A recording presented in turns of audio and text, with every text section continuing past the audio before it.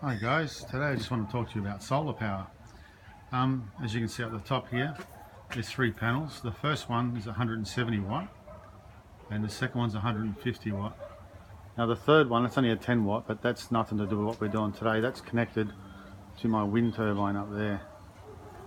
So so here we've got 320 watts of power. So underneath here, I'll just show you down inside the chicken coop, I've got a battery down in there. That's only 90 amps, that battery. So I've got one battery and two solar panels running six pumps and 6 fans and a few other bits and pieces, plus the whole chicken coop.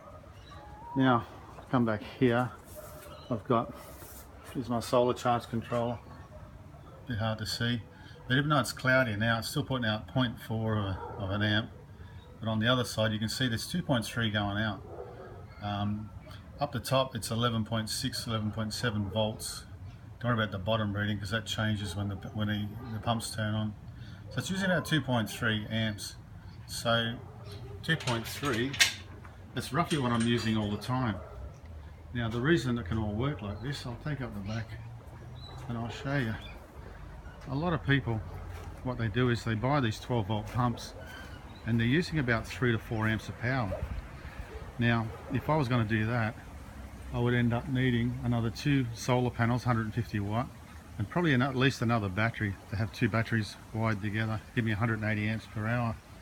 Now here's my beautiful garden growing well.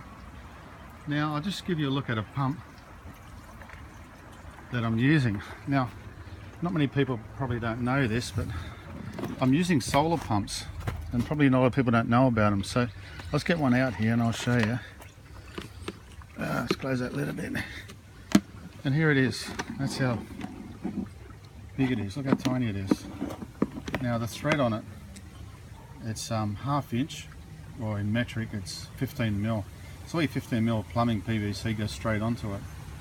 Now that little pump there, it's only tiny, but that pump, it's only using 1 amp of power, but it can pump 1,000 litres an hour.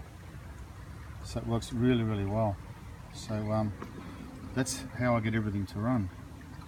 Now I'll give you all the information where to get all these pumps from. But so this one here, this pump, as you can, I'll just put my hand so you can see how tiny it is. See, look, it just fits into my hand. So this pump, let's drop him back in there. Let's close it up. This pump's running this system here, this rail system, and also it runs this vertical system I've got here. So I've got one pump, and the top of that pipe there, it's 1.5 meters up where the pump starts in the ground. So it's about 2 meters all up. It's pushing the water up that 15 mil pipe and across the top, and it drops in the top there. So yeah, so that's one pump there. There's one pump here. Now in this setup here, there's 2 pumps. There's one to each side of the grow bed. Now the pumps work really, really well. It's not running at the moment, but it's enough to make the bell siphons kick in and work. They work very, very well. So those 2 pumps for there are inside here, inside this system here. So it's the 2 pumps turn on together to run that system. Everything's on timers. As you can see, there's a timer here, and there's timers in the back ones as well. You can see there's one there, and there's one in the back system up there. There's also a couple of timers in here as well. So the timers in this one, they turn the water on and off. So what happens is they all take turns. So the 2 grow beds will turn on for an hour, right? And then after an hour they switch off. When they switch off, this front one turns on for 9 minutes, and that fills the pipe up. And while that's turned on for 9 minutes, the back Dutch buckets, which are right up the back, let's get around here and show you. On here, the Dutch buckets, which are for 8 buckets, they turn on. And then when the front one's finished the 9 minutes, the center one turns on. And then after an hour, well after 51 minutes, they switch off, and then the 2 grow beds turn back on. Now, the Dutch buckets, I'm running 2 pumps for them. Now, I'll just show you in here. In here I've got a manifold, a bit hard to see. Where are we? Here we go. Now there's 2 manifolds running, they're coming up on a 15mm pipe which come out of that reservoir down there. And there's another one here. So this one here, it's got the same pump I've shown you before as the grow beds and as the rail system, but the back one, I'll show you the pump I'm using there. Just come back around here. And, this is the back ones, this is the Dutch buckets. There it is there, that's another solar pump. This one uses 840 milliamps of power, so it's a bit over 3/4 of an amp. So I'm running 2 of them together, and these work really well as well. So you can hook on the top there a 10mm tube, and that'll go straight up to the hook straight onto the 15mm pipe, and away it goes. So yeah, that's what I'm using at the back. So they work really well, and they use very low power.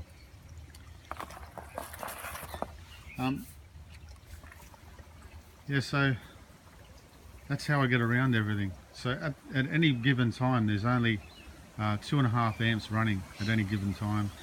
And even on a cloudy day, using those 2 panels, the 150 and the 170, on a cloudy day, they still push out a little bit over 2.5 amps.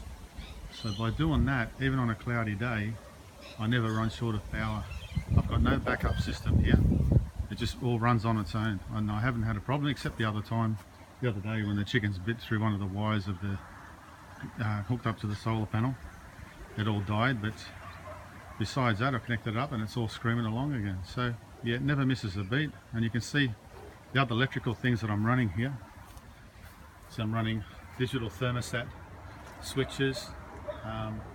There I've got a thermometer, electric thermometer as well.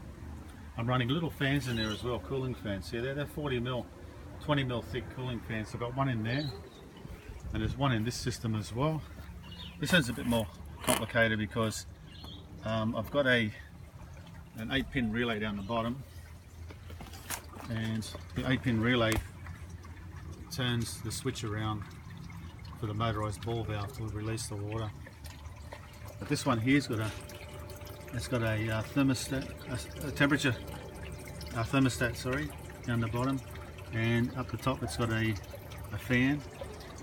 And the back one, I'll show you here. The back one down the bottom there, that's a little mini compressor.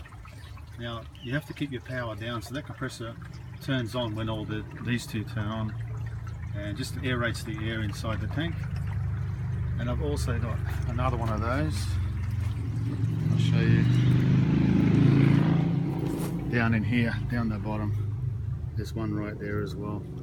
Now they only used very low power too. They're only using, I think, 1/2 amp each. So you can see there's the temperature switch. So that's how I get it all to run.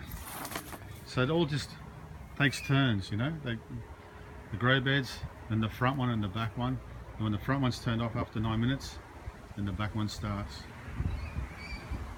So yeah, hopefully I've explained everything to you.